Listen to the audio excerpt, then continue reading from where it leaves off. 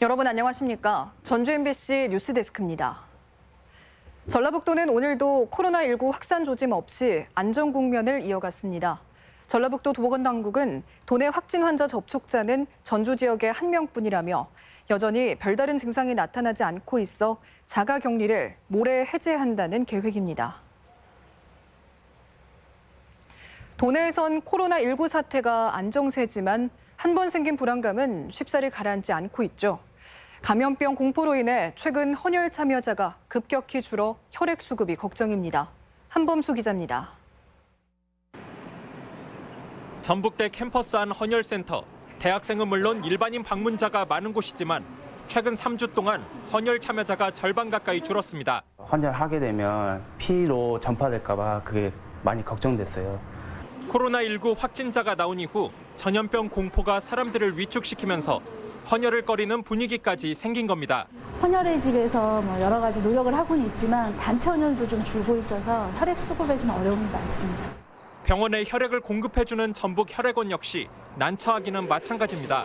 외과 수술에 필요한 적혈구의 경우 보관 기간이 짧고 사용량도 많지만 수급이 여유롭지 않습니다. 현재 전북은 추가 헌혈 없이 혈액을 공급할 수 있는 기간이 4.1일로 적정 기준일인 5일에 미치지 못합니다. 국내 첫 확진자가 나온 지난달 20일부터 지금까지 도내 혈액 공급은 전년 대비 15%나 줄었습니다. 대형 병원이 적은 전북은 타 시도를 지원할 만큼 혈액 보유량이 넉넉했지만 이제는 자체 수급을 걱정하는 처지입니다. 저희 혈액원에서는 직원들의 발열 체크와 헌혈 장소의 소독을 의무화하여서 헌혈자들의 안전에 만전을 기하고 있습니다. 코로나19는 호흡기로 감염되는 질병이어서 헌혈 과정에서 전염병이 확산될 가능성은 높지 않습니다. 막연한 불안감이 의료 행위에 필요한 혈액 수급에까지 영향을 미치는 상황은 다시 생각해 볼 부분입니다. MBC 뉴스 한범수입니다. 이처럼 감염병에 대한 혹시나 하는 걱정에 약국이나 마트에서 마스크가 동나는 상황이 벌어지고 있습니다. 결국 수요가 늘면서 일찍이 환경과 위생에 눈을 돌린 기업들이 반사이익을 얻고 있지만 감염병의 촉각이 곤두선 상황에서 마냥 웃을 수만도 없습니다. 유룡 기자입니다. 마스크의 핵심인 에어 필터를 만드는 정읍의 한 중견기업.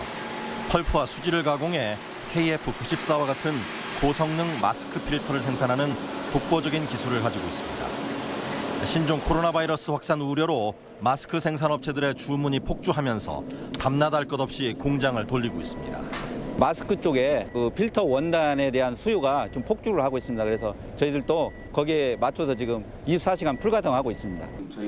자동차용 에어 필터로 시작해 기술력을 쌓으면서 미세먼지와 바이러스 차단 등으로 시장을 넓혀 최근 제2공장을 짓기도 했습니다.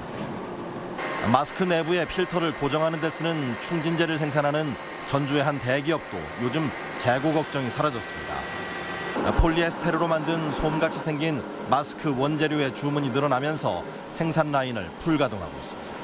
수요가 2배 이상 증가를 하고 있습니다. 그래서 그 생산량을 맞추기 위해서 저희도 가동률을 올리고 있는 상황입니다. 이처럼 환경과 위생 관련 기술력을 가진 기업들이 신종 코로나 바이러스 사태에 전혀 예기치 않은 호황을 맞고 있지만 반사이익이라 마냥 반갑지만은 않습니다. 장치 산업의 특성상 위생과 안전에 대한 관심이 자칫 일회성에 그칠 수도 있고 지속적인 투자도 장담할 수 없어 생산량을 늘릴 수도 없는 고민에 빠졌습니다. 한때 사양 산업이던 전북의 섬유 산업.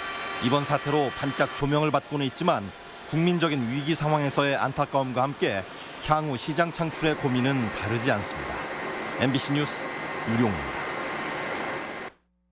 주말인 오늘 전라북도는 흐린 날씨 속에 낮 기온이 20도에 육박하는 이상고온이 나타났지만 내일은 기습추위가 찾아옵니다.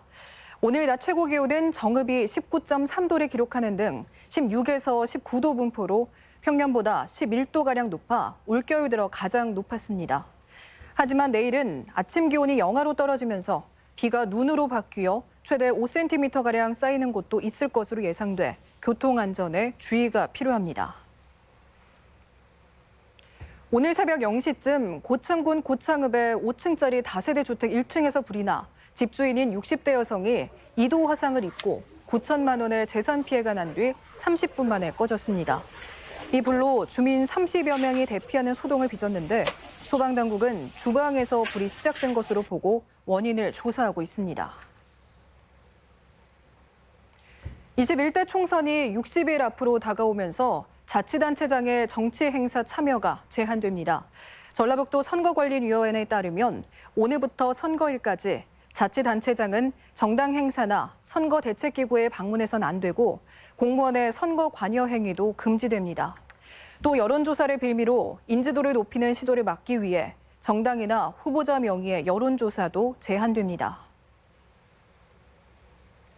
군산 해경이 4월 총선을 앞두고 불법 선거 행위 집중 단속에 나섭니다. 군산 해양경찰서는 해양 종사자를 대상으로 한 불법 선거를 단속하기 위해 수사 전담반을 편성하고 첩보 수집을 강화하는 등 특별 단속 체제에 들어갔습니다. 또 금품 제공과 불법 단체 동원을 2대 중점 사안으로 정해 관리를 강화합니다. 부하 여직원을 성희롱한 경찰 간부에게 중징계가 내려졌습니다. 전북지방경찰청은 도내한 경찰서 소속 A 경위에 대해 정직 1개월 처분을 내렸다고 밝혔습니다. A 경위는 지난해 10월 부하 직원들과의 회식 자리에서 여직원 B 씨에게 성희롱 발언을 해 감찰 조사를 받았습니다. 사료 생산 단계부터 축산 악취 저감 대책을 세우자는 주장이 나왔습니다. 황희탁 도의원은 전라북도가 축산 악취 저감을 위해 최근 3년간 1,500억 원이 넘는 돈을 투입했지만 도민의 악취 체감도는 나아지지 않았다고 지적했습니다. 또 분유뿐 아니라 사료에도 악취 저감제 첨가를 의무화하자고 제안했습니다. 임실군에 위치한 119 안전체험장이 확대 운영에 들어갑니다. 전북소방본부는 시설을 봉합하고 9월까지 기간을 늘려 진행한다고 밝혔습니다. 지금까지 전북권 뉴스였습니다.